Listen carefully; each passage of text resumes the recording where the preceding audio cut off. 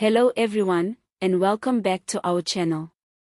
If you're joining us for the first time, make sure to hit that subscribe button, give this video a like, and drop a comment below with your thoughts. We want to hear from you. Today, we're diving deep into one of the most important political and legal battles currently unfolding in South Africa, the fight over the ANC's controversial Cadre deployment policy. This week, the Democratic Alliance, South Africa's official opposition, scored a significant legal victory against the African National Congress. A court dismissed yet another attempt by the ANC to appeal a ruling that undermines the legality of its deployment committee practices. It's a move that the DA says proves the ANC has been using the courts not to seek justice, but to delay accountability, what DA leader John Steenhuisen calls the ANC's Stalingrad tactics. So what is Cadre deployment, and why is it such a big deal? For years, the ANC has used Cadre deployment as a way to appoint loyal party members to strategic positions within the government, public service, and state-owned entities. On paper, it's sold as a method to ensure alignment between the ruling party's policies and the officials executing them. But critics say it's created a deep culture of cronyism, incompetence, and corruption. And the evidence backs this up. During the Zondo Commission's investigation into state capture, Cadre deployment was identified as a central mechanism through which corruption was enabled and accountability was destroyed.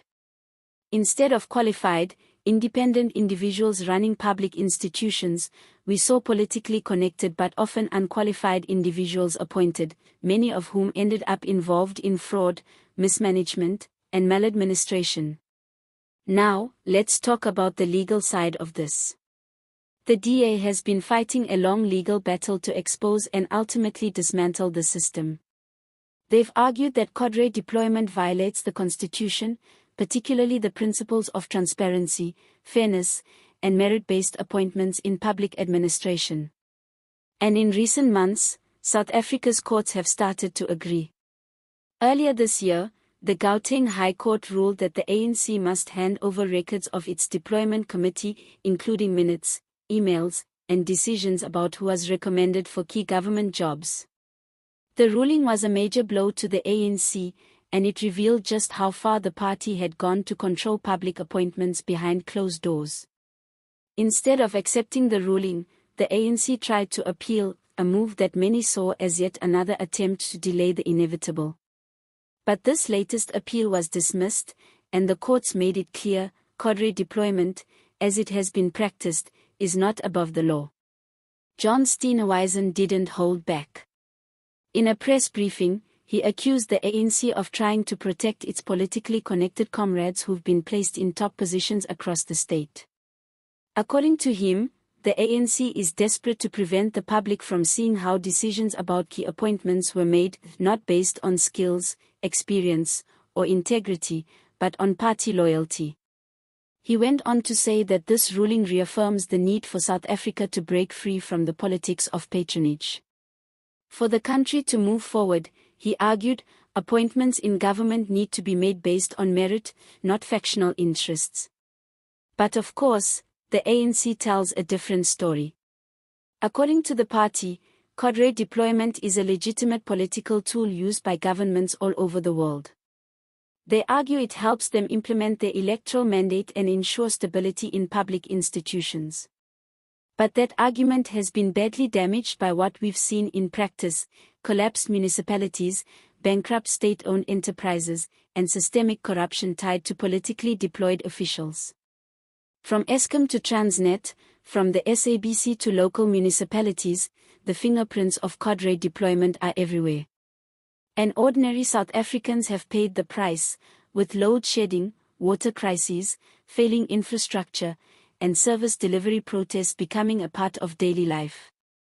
With this latest legal defeat, the ANC is running out of options. The courts have made it clear, this kind of backroom political manipulation of state appointments won't be tolerated anymore. The DA has vowed to keep the pressure on, promising to end Cadre deployment altogether and push for legislative reforms that guarantee open, competitive, and transparent public sector hiring processes. But here's where things get even more serious.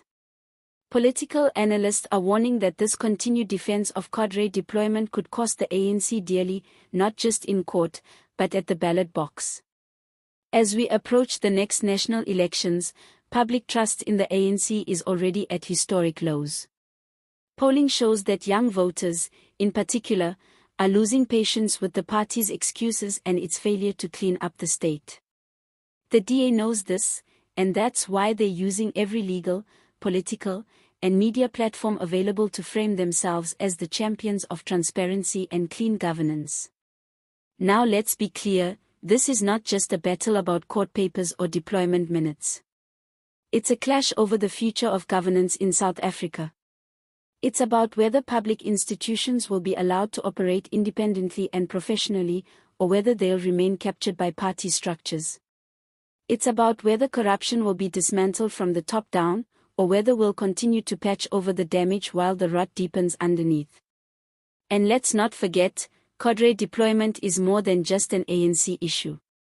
It speaks to a broader culture in South African politics, one where loyalty often trumps ethics, where connectedness is valued over competence, and where the machinery of the state is used to reward insiders instead of serve the public. So, where does this leave us? For now, the DA has momentum on its side. The courts are increasingly siding with their position, public frustration with corruption is at a boiling point, and the 2024 elections are looming large.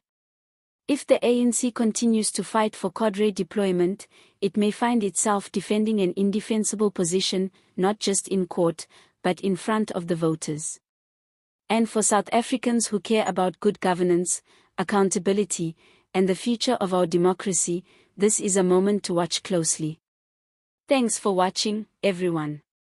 Let us know in the comments, do you think Cadre deployment should be abolished completely? Or does the ANC have a point in defending it as a political strategy?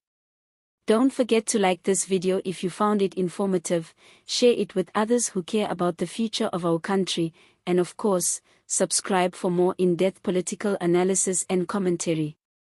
Until next time, stay informed, stay engaged, and see you next time.